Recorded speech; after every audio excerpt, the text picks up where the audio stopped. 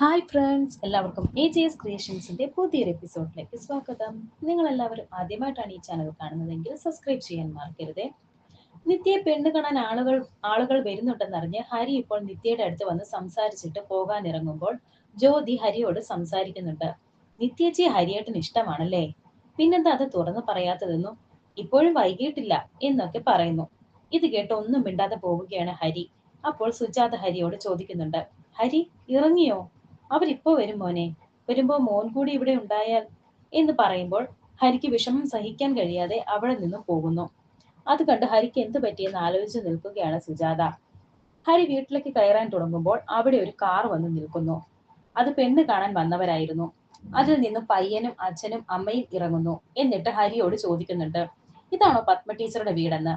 അപ്പോൾ ഹരി പറയുന്നു, അല്ല, താഴെയാണെന്ന്. ഓ താങ്ക്സ് എന്ന് പറഞ്ഞ് അവർ താഴേക്ക് പോകുന്നു. പയ്യൻ മറ്റാരുമായിരുന്നില്ല, അത് ജീവന്റെ ഫ്രണ്ട് തന്നെയാണ്. അങ്ങനെ ഇപ്പോൾ അവരെ അകത്തേക്ക് ഇരുത്തുകയാണ് ശരവണനും ജ്യോതിയും കൂടി. ജ്യോതി സ്വയം അവരെ പരിചയപ്പെടുത്തി കൊടുക്കുന്നുണ്ട്, ഇളയ മോളാണെന്ന് പറഞ്ഞ് ശരവണനും പരിചയപ്പെടുത്തുന്നു. വന്നവർ സുജാതയെ തിരക്കുമ്പോൾ ജ്യോതി പറയുന്നുണ്ട്, അമ്മ അകത്തുണ്ട്, ഇപ്പൊ വരുമെന്ന്. സുജാത നിത്യയുടെ അടുത്തിരുന്ന് സംസാരിക്കുകയാണ്. ഒറ്റപ്പാലത്തുള്ള ഇന്ദുഗോപൻ കൊണ്ടുവന്ന ഒരു ആലോചനയാ. നല്ല കൂട്ടരാണെന്നാ പറഞ്ഞത്.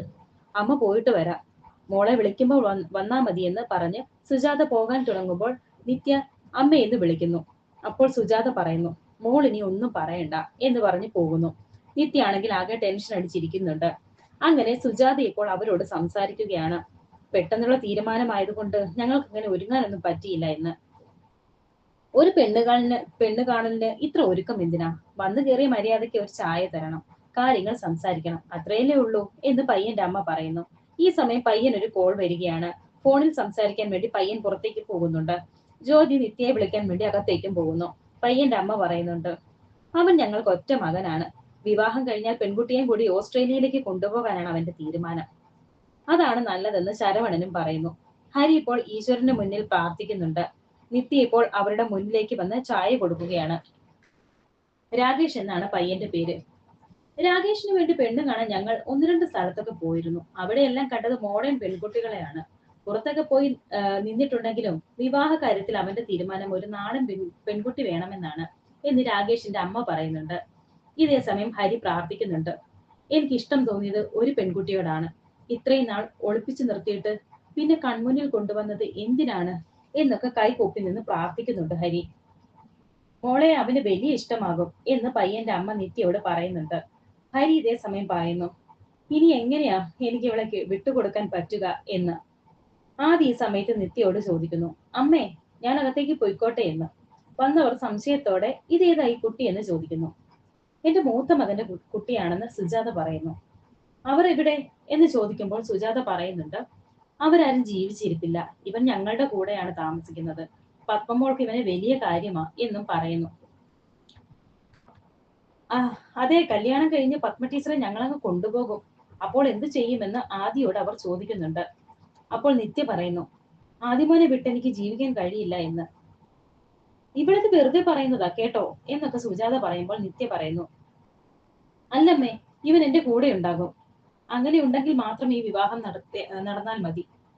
ഇത് കേട്ട് പയ്യന്റെ അച്ഛൻ പറയുന്നു, സോറി, സത്യത്തിൽ ഇന്ന് രാകേഷിന് ഒരു മീറ്റിംഗ് ഉണ്ടായത് നന്നായി. ഇവർ തമ്മിൽ കാണേണ്ടിയും സംസാരിക്കേണ്ടിയും വന്നില്ലല്ലോ. പറയുന്നത് കൊണ്ട് മറ്റൊന്നും തോന്നരുത്.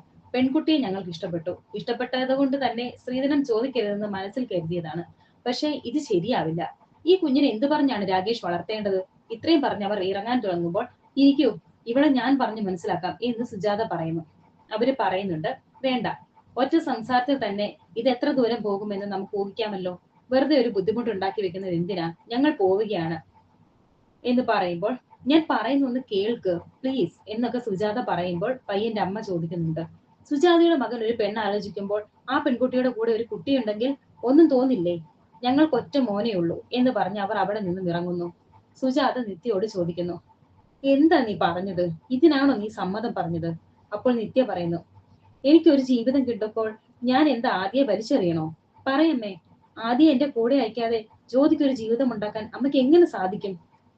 തുടർന്ന് കാണിക്കുന്നത് രാകേഷ് ഫോണിൽ സംസാരിച്ചു കൊണ്ടിരിക്കുകയായിരുന്നു. അവിടേക്ക് അച്ഛനും അമ്മയും വന്ന് പറയുന്നു, ഈ ബന്ധം നമുക്ക് ശരിയാവില്ല. എന്താ കാര്യമെന്ന് രാകേഷ് ചോദിക്കുന്നുണ്ട്. ശരിയാവില്ലെന്ന് പറഞ്ഞാൽ ആവില്ല. എത്രയും പെട്ടെന്ന് ഇവിടെ നിന്ന് പോകണമെന്ന് അമ്മ പറയുന്നു. പെൺകുട്ടി എന്താ മോശമാണോ? അതോ വീട്ടുകാരുടെ അവസ്ഥ നിങ്ങൾക്ക് ഇഷ്ടപ്പെട്ടില്ലേ?